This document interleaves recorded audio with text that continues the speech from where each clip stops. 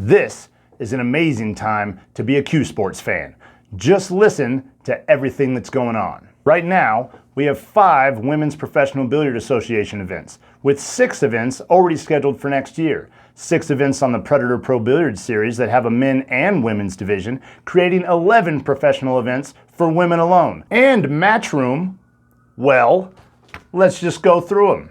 You have the Derby City Classic, the World Pool Championships, the Premier League, a Balkan Tour, another Premier League, the Bob Stocks Memorial, the Tournament Ljubljanan City in Slovenia, sorry I can't say that, the World Pool Masters, the J. Flower Scottish Open, the Chuck Markoulis events, the Spanish Open that just happened we'll cover, another Junior Open for FSR, Taipei, there's more Oceania tours. I don't even know, that's in the Balkans, I believe. That's amazing.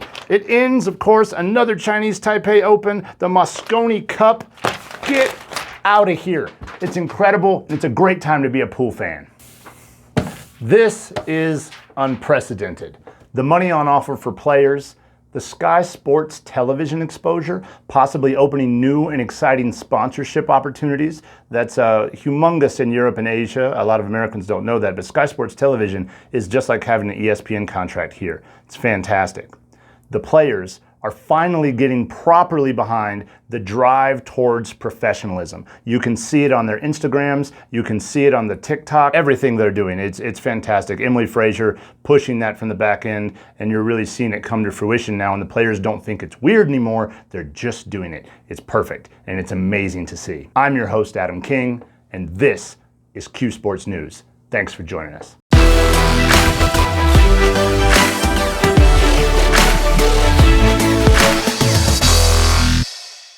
The WPBA was back in action last month at Iron City Billiards in Birmingham, Alabama, from June 8th to June 11th. Kelly freaking Quickfire Fisher wins again, or should I say, 5-time world snooker champion, 2-time English billiards world champion, 2011 world 10-ball champion, and the 2012 and 2019 World 9-Ball Champion, with too many WPA titles for me to even mention here. Kelly often doesn't get the respect she deserves, because the women's ESPN contract got canceled way back in the early 2000s, and lots of people that are otherwise familiar with Alison Fisher and Karen Corr haven't gotten to see Kelly play. But she's been the dominant force in women's pool for nearly 20 years now, and she will get the respect she deserves on this show. The young and talented Christina Takash, who everyone knows is going to snap many a large professional event off, was runner-up to Kelly Fisher at Iron City. Su Chin Wei of Taiwan, the 2022 WPA Dr. Pool Classic champion, rounded out the top 3 in Alabama. The WPA will be back in action at the Soaring Eagle Masters in Mount Pleasant, Michigan, July 12th through July 16th. Quickly on to the Predator Pro Billiard Series, which was in Wisconsin from the 17th to the 21st of May. This tournament happened a month ago now, but I wanted to get it in on this episode to give Predator and CSI the respect they deserve for everything they're doing for the sport. She Yu Chao and Alison Fisher battled it out in the final of the women's division, with Cho edging out Alison from swooping up the millionth title of her illustrious career. Christina Takash and Bulgaria's Kristina Slateva rounded out the 3rd and 4th positions. In the men's division, it was all the killer Joshua Filler, the 2018 World 9-Ball champion, defeated the Wisconsin local and hometown favorite Tyler Steyer in the final. Filler adding to his ever-growing trophy cabinet and showing everyone again why he is often considered the best rotation player in the world. Very good for us American pool fans to see Tyler Steyer in his first major final since his surprise win at the Kremlin Cup in 2019.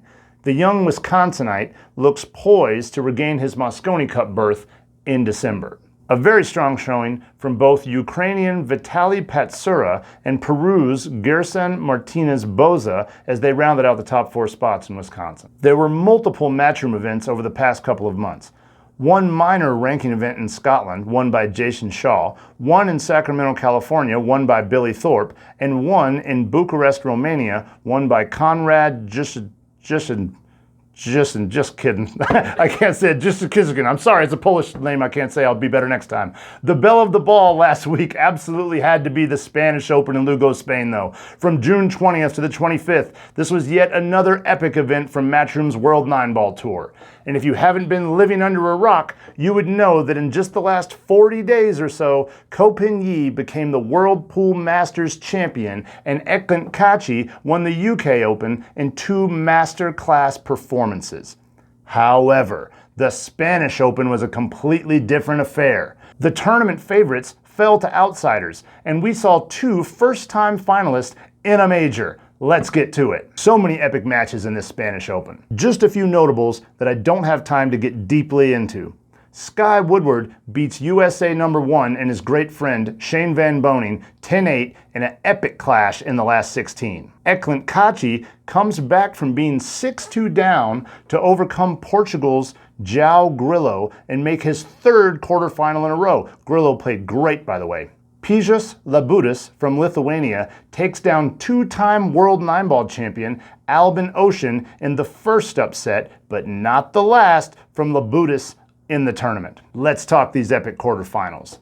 Fedor Gorst versus DuendeSounds.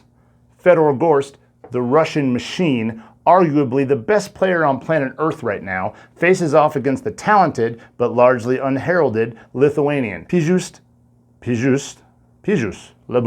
Sorry, my friend. DuendeSounds. Played fantastic this event. Gorst is a big favorite on paper, but DuendeSounds wasn't in any mood to be intimidated, coming with shots like this. Big shot here for DuendeSounds. He's going to try to use the 9-ball to stop the 2-ball and play the 2-4 billiard. Boom. 2. Perfect. And breaking the balls like this. 1 ball flies in. 2 balls some distance, but straight in with a stop shot. And look how happy DuendeSounds is with this finish. And look at DuendeSounds here. You don't get to beat Fedor Gorst every day. There it is. He's ecstatic to be beating Fedor Gorst. He held his nerve incredibly well at the end. You could see how nervous he was. Super happy for him. Dong Kwok Hong versus Mark Bisterbosch. This match saw 2 great cueists exchanging nervy mistakes. Hong started the match really flat, and you could see the stress of the competition taking its toll on him. Look at him here. Duong taking on a long one. Oh, ouch. That 6-ball hangs so deep. Oh, look at his face. Hong stormed back after some late mistakes by Mark, eventually getting the match all the way to Hill and having the first opportunity. But despite getting ball in hand in the final rack, Dong Kwok Hong misses a long 9-ball combination to gift Mark Bisterbosch the match in his first ever major semifinal. Ko Pin-yi versus Sky Woodward. This was Sky's masterclass and will be remembered by him for the rest of his life. Ko, however, starts very slowly with misses like this. Ko with the big miss early. And he follows that up with this unforgivable miss. Yikes.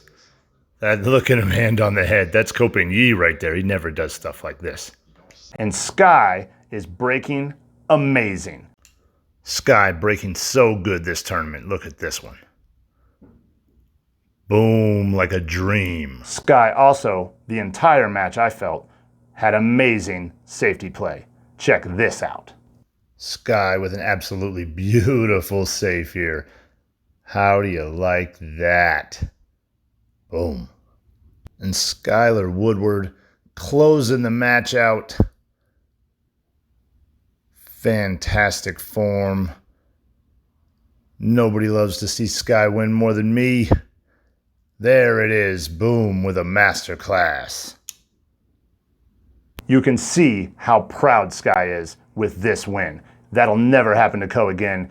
Very unlikely. Fantastic from Sky, and as an American, very happy to see it. Our next quarterfinal, Eklund Kachi versus Deng Jinhui. Kachi would rather forget this one, even though he's made his third quarterfinal in a major in a row. Seriously been playing fantastic. But Kachi comes with a big miss. And a big miss. And another incredible big miss. The big man will be seriously upset here. And don't you worry about Deng. I'm gonna get to Deng. This guy hits the ball like an absolute dream. If you're looking to improve your stroke, check out how Deng hits the ball. His transition, beautiful, really crisp, smooth. He never stops the momentum of the cue through the ball. Take a good look at him. He gets through Kachi with a lopsided scoreline of 10-2 to make his first ever semifinal. The first semifinal is an absolutely epic contest between StudioLeBus and Mark Bisterbosch. LeBus makes a 9-ball on his first break of the match and looks absolutely sick about it. The crowd doesn't like it. I'll say it here first. We should stop counting 9 balls on the break. The players and the crowd groan when it happens. Back in the day, I felt like when people made 9s on the break, it was all raw and all, everyone's clapping and going crazy. As the game has been professionalized, you're not seeing that anymore. And I do think that's the final rule that needs to go from the Matchroom program. LeBus, how impressive was this guy? He has that warrior spirit about him. He seems a gentleman, always the first to tap the table for a good shot, shaking hands, apologetic, fantastic, and he's great under pressure. I think LeBus wins a major soon. His opponent, Mark Bisterbosch, seems a really likable guy with a really sweet stroke. And he's been haunting around the top 32 and 16 for several years now. And he's rolling so good. Is this his time? When you're rolling that good, it feels like your time. Despite some heroic shots from LeBus, like this bank.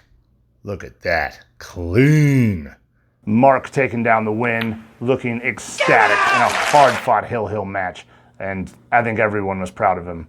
LeBus, hard not to feel bad for him. I think most people feel like LeBus had the best of that match. Sky Woodward versus Deng Jinhui. I'm not going to spend a lot of time here. Sky Woodward has an absolute repeat of his semifinal at the UK against Kachi, missing 9 balls like this. Similarly to 9 balls he missed at the UK. It's hard to watch because of how good Sky's been playing. I'm a huge Sky fan. I want him to win. I'm super biased. Sky succumbs though, and you can see the look on his face here. He looks devastated. He knew he had a good chance to win and was probably the favorite. But you can see the maturity in Sky's stroke. Look at this. Beautiful shot. Beautiful delivery. His recent results, extremely positive this year. The best year he's ever had by far. He got second at Turning Stone, second in Sacramento at the minor ranking event for Matchroom. He reached the semis at the UK very recently, and he reached the semis again here in Spain. You can't keep knocking on the door with those 3rd and 4th and 2nd places before you win one. Sky has made these terrible errors now in the biggest venues. I don't think he'll do that again. I think he'll be over it. There's no fear about missing these 9 balls anymore, and I know I've been through it. Once you've crashed and burned so many times, you lose the fear of crashing and burning, and Sky will too. Deng Jinhui. This guy is good. Deng smooths the balls in like this.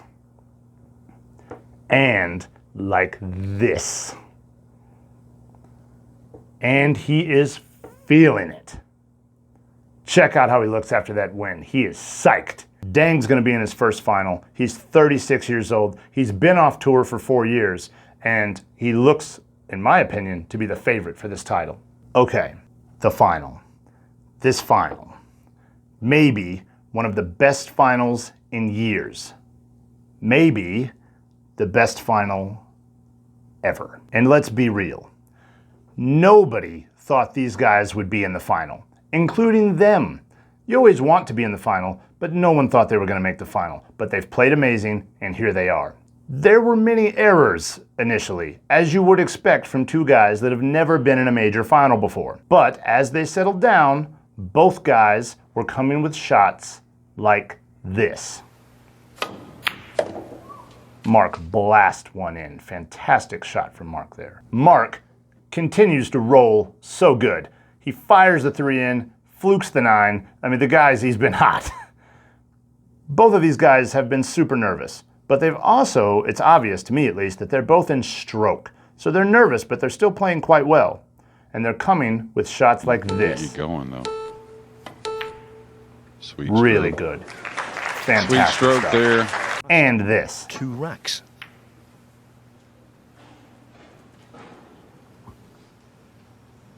How good is that? And look at Dang. He is loving the crowd, and they are loving him. And with that, we're back to 10-9. I don't think this crowd need to be G'd up any further, but Dang's done it anyway. Mark, not to be outdone. Opposite. Taking a high, he's hemmed up. The beeps are going.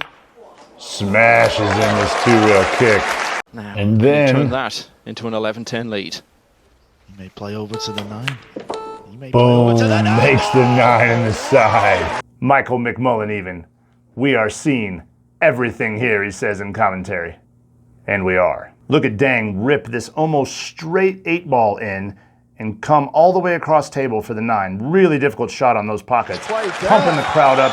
They're loving it. Listen to those cheers. The rack that Dang runs to win is nothing short of amazing. Hill, all the pressure of his first major starts with this shot on the 1 ball. Breaking out the 2 and playing safe behind the 8. Nicely done. It continues with this shot on the 4 ball.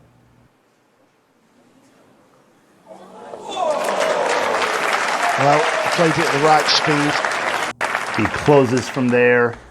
And it is over for Dang. Look at In a him. dramatic decider! He was 12-10 down to Mark Boisterbosch. The Dutchman's heart is broken. Dang Jinhu is up on top of the table. And on top Long time coming for Dang in his mid-30s. Trying his whole life. Look how excited he is. Years, Awesome. but firmly back now. He's the Thanks for joining us, guys. We'll see you again very, very soon with the World Cup of Pool. Good night.